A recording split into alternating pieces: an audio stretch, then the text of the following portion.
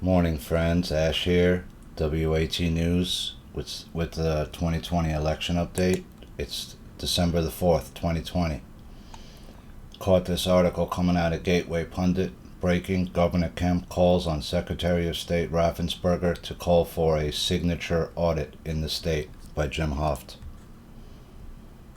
Georgia Secretary of State Brad Raffensperger certified the election results in November, giving Joe Biden the state's 16 electoral votes. Working as an engineer throughout my life, I live by that numbers don't lie. As Secretary of State, I believe that the numbers that we have presented today are correct. Unquote. Raffensperger said during a news conference, the numbers reflect the verdict of the people, not a decision by the Secretary of State's office or our courts or of either campaigns. Raffensperger then took no questions. This was despite the clear evidence of massive fraud in the 2020 presidential election. All kinds of fraud, all kinds of evidence. Another fun fraud fact: all 900 military ballots in Fulton County, Georgia went to Sleepy Joe. Not a chance. I reported on that. Then earlier today, video was released, and we covered this yesterday. Operatives removing GOP observers on election night and then pulling out suitcases full of ballots to steal the Georgia election from Donald Trump. And now they have you on video, so it's kind of hard to repudiate it, right? Or say it wasn't true. Tonight, crooked Governor Kemp from Georgia told Laura Ingraham he is calling on his derelict Secretary of State to call for a signature audit of the votes. He was willing to allow the fraud to slide until today's video. Kemp is either caught up in the scandal or he is extremely weak. Georgia, Governor Kemp is calling on Secretary of State Raffensperger to call for his signature audit of votes. Kemp appeared on the Ingraham angle. I couldn't find the clip, and this clip doesn't work, so if you want to go check out Kemp and squirm around on Ingraham, you can go do it. I don't really feel like watching him anymore. I'm pretty sure that he's corrupt. And now he's got caught up in the system, and he's caught, and the only thing he can do now is to order that signature audit. And my guess is that when they run that signature audit, they're going to find a lot of signatures that don't match on the ballots, and when they do, they're going to throw out a certain amount of ballots. That's my guess. And when they do, that's going to give Trump Georgia, because he only needs such a small amount, and it wouldn't be hard. You saw some of the other states under Obama, and he questioned signatures, and sometimes in some of those states, like 60% of the signature ballots got thrown out for that reason, because they didn't match. And you see in some of these states that level is so low, it's almost like less than 5% rejection rate due to signature verification, which just means that either they're not checking the signatures at all, or they're using that program like we spoke about, where the signature verification is set to the lowest setting, so it will allow more signatures through than would normally be allowed. That's my guess. I just wanted to give New York some props, because I missed this story last night after I did my video. Large crowd of supporters protest shutdown of Mac's Public House, Staten Island bar that defied COVID restrictions. And there was a big protest out there last night. Staten Island was standing up, so let's check it out. Police say the bar, located in a COVID hotspot, repeatedly defied restrictions. CBS News' John Diaz joins us live from the Grant City section of Staten Island with more this morning. John? Yeah, good morning, Chris. Good morning, Marion. After showing up in large numbers last night, protesters have since left. They left late last night. But this morning, though, I want you to take a look right here behind me. You can see that there are still notices hung up here on this bar stating that a partial vacate order, only allowing the owner inside and emergency responders. Now, the New York City Sheriff Office says there were no arrests last night and no one was issued a summons. Chopper 2 flew over what looked like a major block party on Staten Island Wednesday night, but instead it was a large protest. Most people without masks on, hundreds standing shoulder to shoulder with American flags and political signs demanding change in the area.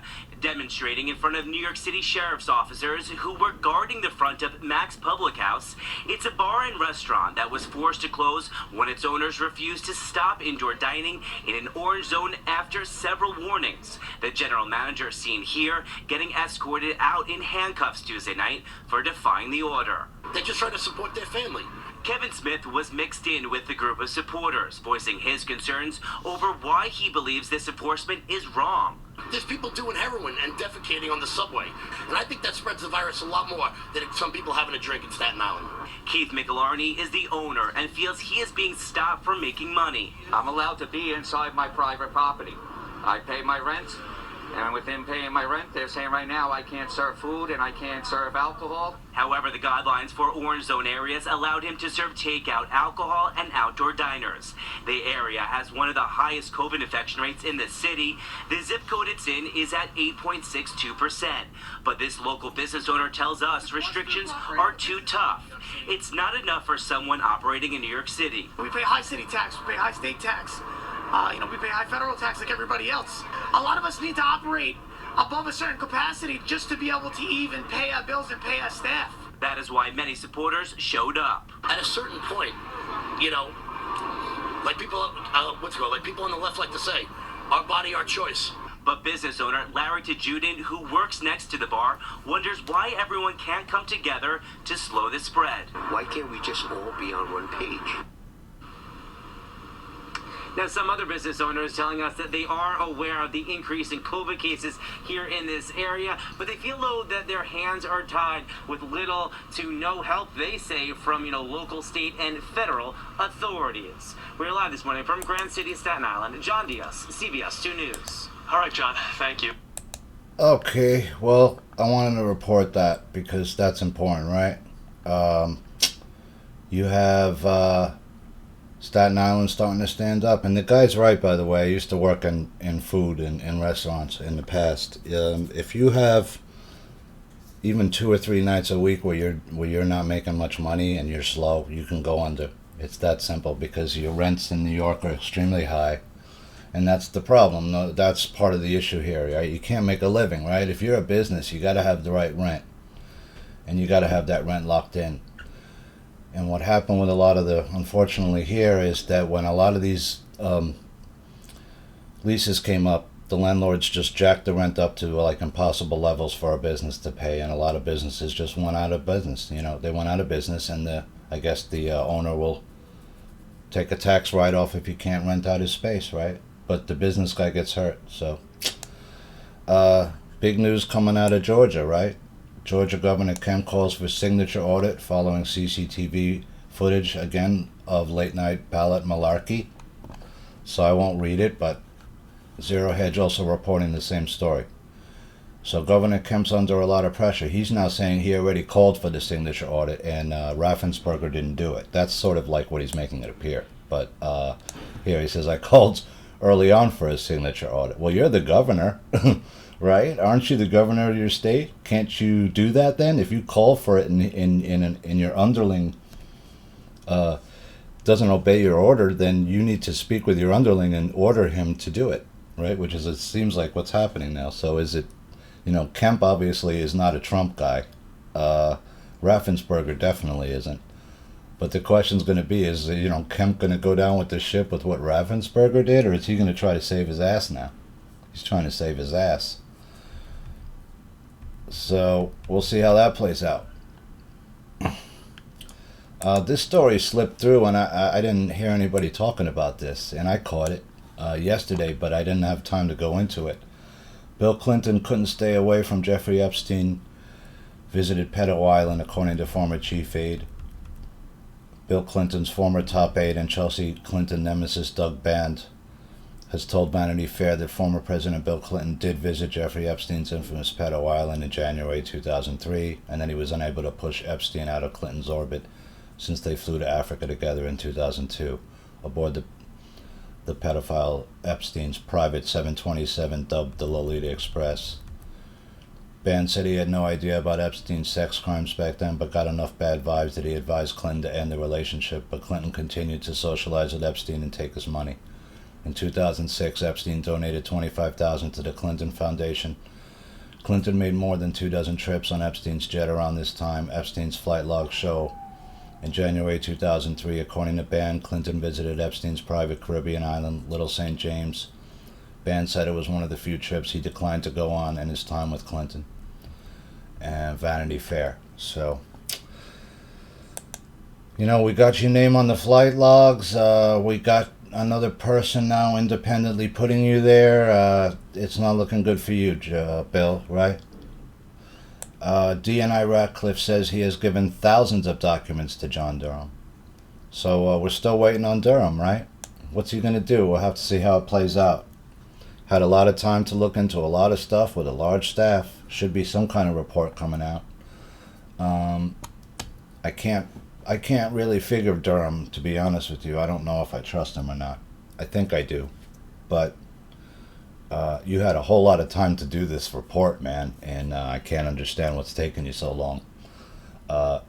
With the stuff you're looking at, there's so much information already out in the public eye and purview that you should have had this thing wrapped up by now, as far as I'm concerned.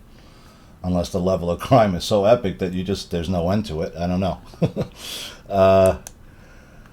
So let's get to, now we're here with the CNN tapes, part 3, guys. So, Zucker's coming in on attacking Giuliani in these, and we'll see how they look, all right? We're going to finish off with the good stuff. Here we go, number 1.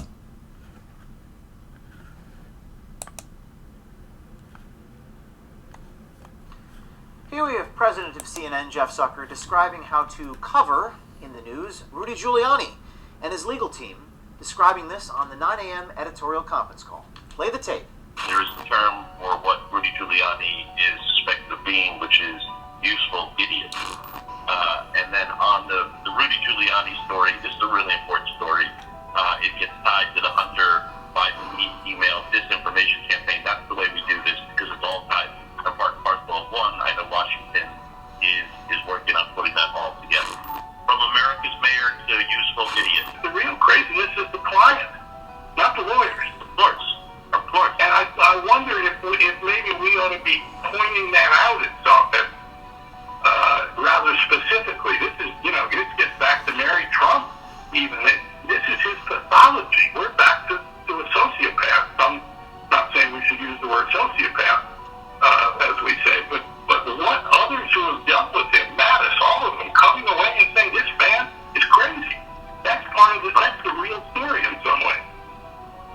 Right. Well, I think you raised a good point about not just pawning it off on the crazy legal team, but the client is the one who's directing that crazy legal team. Damn right. Okay. So it looks like there was an early on effort to demonize Giuliani or hurt his profile, I guess, right? Let's check out the second one. Like other media enterprises, CNN doesn't think pedophilia allegations against the powerful elite are worth covering, and they explain this on their 9 a.m. Jeff Zucker call. Check this out. The President of the United States has just retweeted a post accusing Joe Biden of being a pedophile to his 86 million followers, which is just beyond. It also is just unacceptable that the President of the United States is trafficking in this and doing this. The President of the United States is doing this. We talked about it yesterday with the pedophile thing. When the President puts this out on his Twitter feed to 70 million plus people, it's viewed by millions of people, many of whom believe that it's real. It's insane that the President of the United States is doing this. And 2 days in a row now, 1, Joe Biden's a pedophile, and 2, Joe Biden is dancing and laughing to, F the police. And it's just, again, we have an issue because the more we show it or talk about it, we're actually giving it some air. Each of these so-called handles for Trump, each of these things, we should just once again be careful to say that this is the one that is going to undo him with his voters. We always think that, but we need to make sure we have a sense of what's going on out in the country and not just listen to Twitter. With regard to the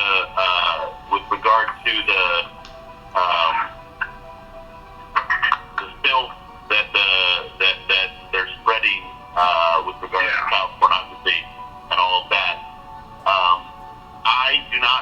believes that we should be covering those allegations, even if they're out there on Newsmax. Okay. Is there any more, or is that just it for today? Let's see. One more, guys. CNN is under the impression that the NFL can run the country better than our own government. Listen to him speak on Jeff Zucker's 9 a.m. conference call. This is signed by Mike Ditka. As I was reading through the comments of Jim Acosta talking to people in the crowd at the rally last night, and obviously seeing all those pictures of no social distancing and very few people with masks on, etc., and the contrast to the football game last night, where lots of masks, people socially distanced, the whole plan in place to protect the fans, the players, the referees, the coaches, everybody. You know, Andy Reid wearing a face shield on the field, and the NFL, you know, is an example of like if the NFL was running the government, then things would probably be in much better shape than they are. All right, so we covered it, guys. You know, I find something very interesting about these CNN tapes the more I watch them. And that is that here's a group of people again that are not acting like a press group. They're not acting like the way that they should be acting. They should be talking about different stories. What's the big story of the day? Instead, it just seems like it's Trump, Trump, Trump. It's how can we mess with Trump? How can we destroy Trump's message? How can we hurt Trump? I mean, is a news organization supposed to be sort of plotting that way? You're supposed to cover the president. You were supposed to report on the president, not be scheming amongst yourself on how you're going to,